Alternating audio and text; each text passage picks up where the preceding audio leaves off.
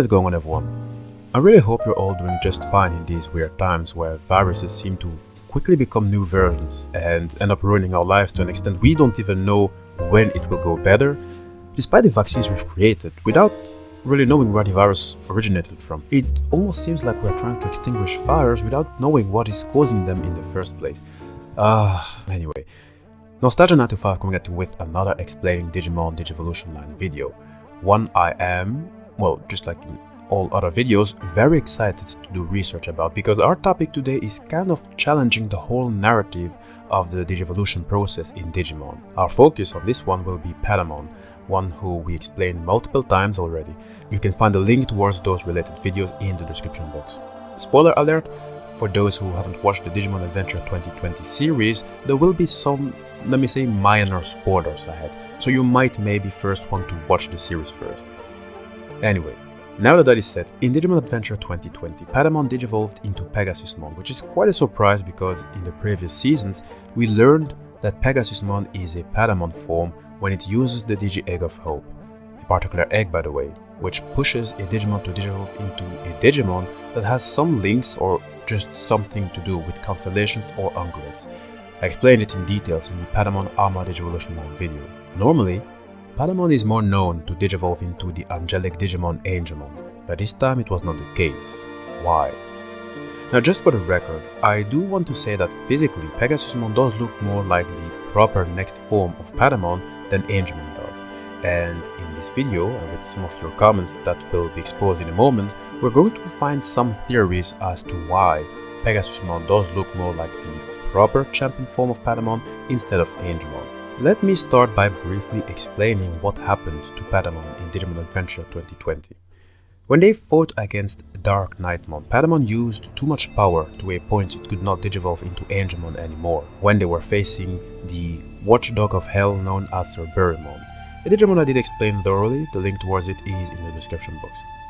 Finding strength in TK's hopeful resilience, Patamon mustered enough energy to instead transform into Pegasusmon. A cool scene, but kind of a weird one because, you know, in Digimon Adventure 02, TK helped Patamon achieve the form after finding the Digi-Egg of Hope, and unique items such as these are supposed to be essential for this particular evolutionary process, along with the shout Digi-Armor Energize. But now it looks like Patamon does not need to do that anymore. In fact, it could even be that every other Digimon with the possibility to armor does not need a Digi-Egg, meaning that Gatomon should normally also have the possibility to armor digivolve into Nefertimon. Does it make sense to tell you my truth? No, it does not, because a Digi-Egg would then become obsolete tools. Also, would it mean that Pegasusmon is now as strong as an Angemon, considering they are both champion levels now? I'm asking the question because the power of an armor level Digimon has many times been considered above that of rookies but beneath that of champions, although some armored Digimon could display exceptional power surpassing that of champions, sometimes surpassing even that of ultimate level Digimon. We're going to try and figure out all these in this video.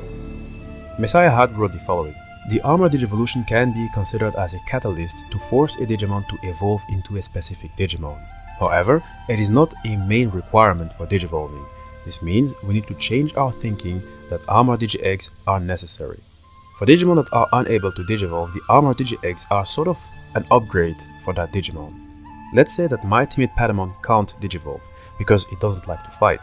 I can at least use that armor Digi-Egg to hasten or force it to ensure our survival. That is why I think that it is sort of a catalyst rather than a requirement. It might be a requirement for other Digimon, but not all of them. It sort of opened up a new area of discussion. We all had the same thinking that armor Digi-Eggs are a requirement to digivolve in the past, but things change. Remember, the digital world is a sea of data and things don't stay as permanent as we thought, even its rules can change. I like this comment a lot because it is true that the Digimon universe is definitely one of those places where rules and orders can change drastically simply because of how complex the nature of that universe is. We're talking about a place where the absorbed data coming from the internet could change the status quo just like that. It is not like, let us say, our planet, where you can see that there is a specific world order and that in order to change it, you would need a lot of time. So I have to take back what I said before, that it doesn't really make sense that Patamon would digivolve into Pegasusmon.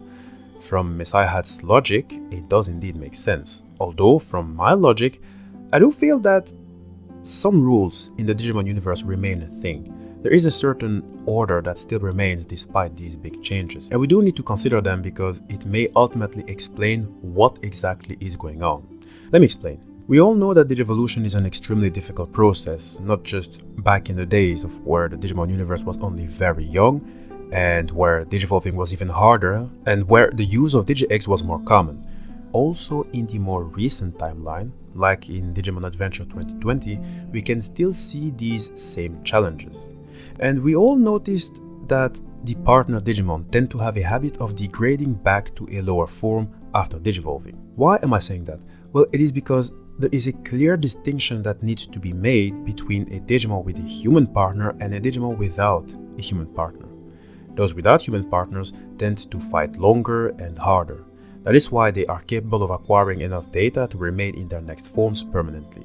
Digimon connected to a human partner usually digivolve with the help of numerous devices and also thanks to the connection and bond they have with their human partners. That is another type of data they absorb, even though it is not the type of data that would keep Patamon in its Pegasusmon form permanently.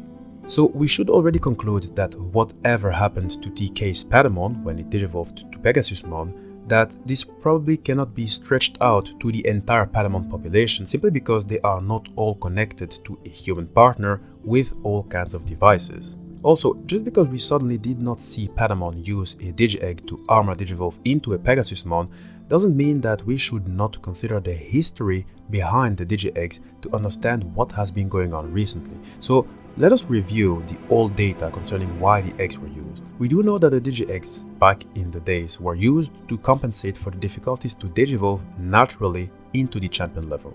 Not a surprise, the Digimon universe can easily be the worst place to be in when you cannot spit fire or defend yourself properly, so to compensate, the eggs were created. If terminology remain a thing, these eggs give the rookie an armor and some means to attack. It's almost the same as giving a sword and a shield, metaphorically speaking. And digivolving with the help of the egg is simply not natural in the way of the Digimon world, because as far as I know, the armors should normally not be able to further digivolve. A Raidramon will not go beyond that form and level. It will remain a Raidramon. In fact, despite us missing crucial data, it has never really been stated that back in the days when the use of Digi-Eggs was more common, that the user would remain in the armored form permanently. So in that sense, indeed, just like Messiah has said, the Digimon world does change, but as I just explained with Digivolution and Armor Digivolution, there is an order that still remains despite these changes. Now, let me go deeper. I have been thinking, Digimon loves to involve DNA.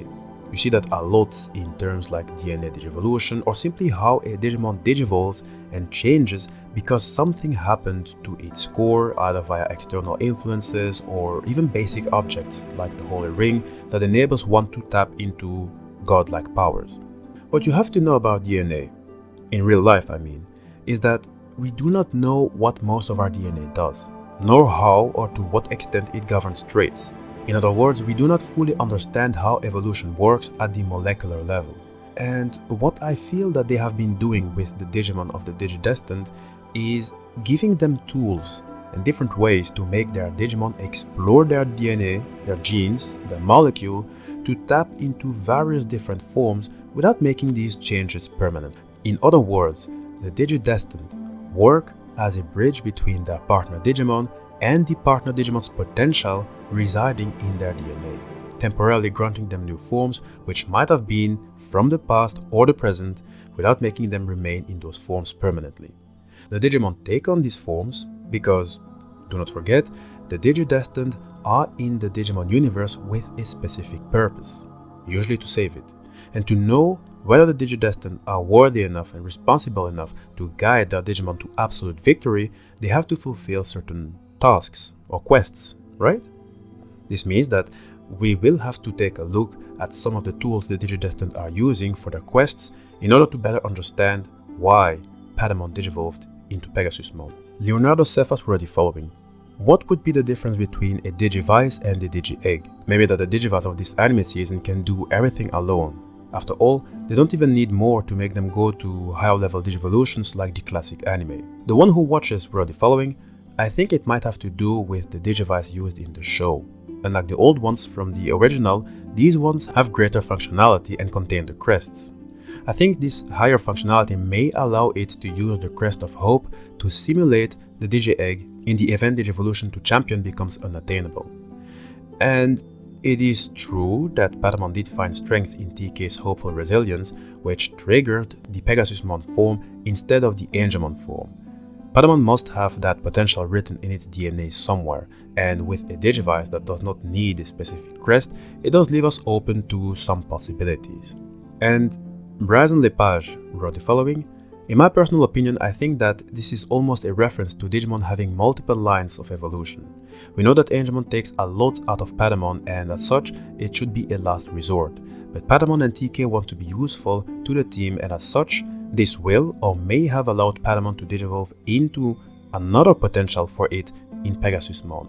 Also, another thing is that the Digi-Eggs also harbored the crests, and you could see them to an extent on the bodies of the armor Digimon. So it could be said that in a way, these eggs are catalysts for the crests and are interchangeable.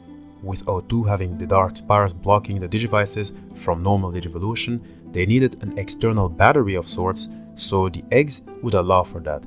And as TK possesses the same crest as the egg that allows the evolution of Pegasusmon in an area without the dark spires to negate the evolution, it may have caused the evolution due to having the same energy and the need for a form that is more efficient than Angemon. I think that this comment pretty much sums it up. Very nicely written, Bryson Lepage.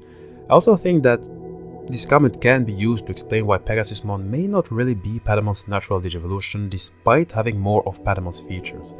An armor Digivolution is mostly a reference to the shield and sword, metaphorically spoken, that is given to a rookie to become a little bit stronger. But overall, that armor does not make it stronger than a champion, let me say. You cannot tell me that a Flame Digimon is more powerful than others, say a Greymon. But pay attention, there are armor Digimon who are stronger than Greymon, but I'm speaking in general. And I say that because it has been stated in a few Digimon media, like the Digimon Digital Card Battle game, whether you may or may not see what they say as true to the Digimon's canon, that armor are in between rookie and champion. And PokeDigi123 did write something very interesting in terms of strength. From what I understand from the show, Pegasusmon wouldn't be more powerful than Angemon. Pegasusmon is the result of Patamon getting drained of its holy power, so once it was used up, it could turn into Pegasusmon. Whether Patamon in the show is supposed to represent the Seraphimon from the Holy Trio or not, I unfortunately don't know, but if it is, it may mean that this is the natural result of a Patamon without all that holy power. I would like to finish the video with two last and unrelated comments. Kevin Hammer wrote, unrelated comment, but when are you gonna remake the early explaining Digimon videos? I would love to see more up-to-date and accurate versions of these videos. I'm mostly talking about Agumon's video in particular. I am certainly going to get back to Agumon. I can't say when, but I will. And instead of making a full video about all its forms, which are plenty, I will discuss them separately, like I did for example with the Snow Agumon line video. Because making a full video of 40 minutes or so is certainly nice for you viewers, but it might ask a lot of time for me just to do the research and edit the video. Although, imagine I were to finish all these Agumon variants, I could just combine all these videos into one. That is for those who wish to learn more about all these Agumon forms for over an hour. Considering that one video of mine can easily top the 20 minutes, just because I like to give you as much information and details as I can. Last comment is the one of Mega Picazard. I just came to say that I love your Digivolution Explained video series. You do such a great job of explaining the origins and providing the real world lore and history of how the concepts make sense. Thanks for the quality content. And I'm thanking you for the comment and would also like to thank every single one of you who are listening and giving attention to my work. I really adore my work as a DigiTuber and I just love to read your comments and ideas and suggestions. I do feel sorry that I'm not an army myself so that I could handle all your requests at once, but I know you guys know that I'm doing what I can, as you have told me plenty of times. I thank you all for that, and I thank you all for being patient with me and, just being there for me every time I upload. Times are really not easy, we all know that, but as long as we keep on fighting, even if it might look like there's no end in sight, just knowing that we are not alone in this is reason enough for me to stand up and just not give up. And I'm expecting the same of you all. Let us keep going and encourage ourselves, and just know that you guys are among the best that happened in my life, and I'm very sincere on that. Hi guys, we reached the end of the video. I did enjoy talking and discussing Patamon's sudden Digivolution to Pegasusmon. We have found some theories, but ultimately I am aware that it is still very possible that the Digimon developers simply didn't think back about what they wrote in Digimon Season 2. I did see plenty of comments talking about the irregularities that can be found in Digimon Adventure 2020, so it is what it is, I guess. Although theorizing does remain something I do love to do, it's fun to overthink something every now and then. In case you guys are new, know that all my Digimon related videos are put in specific playlists. Just consult them if you feel like catching up on certain videos. Also, please don't forget to drop a like and a comment, and also hit that subscribe button. I mean, just press the button. A Digimon video every now and then is bound to make your days go better, right?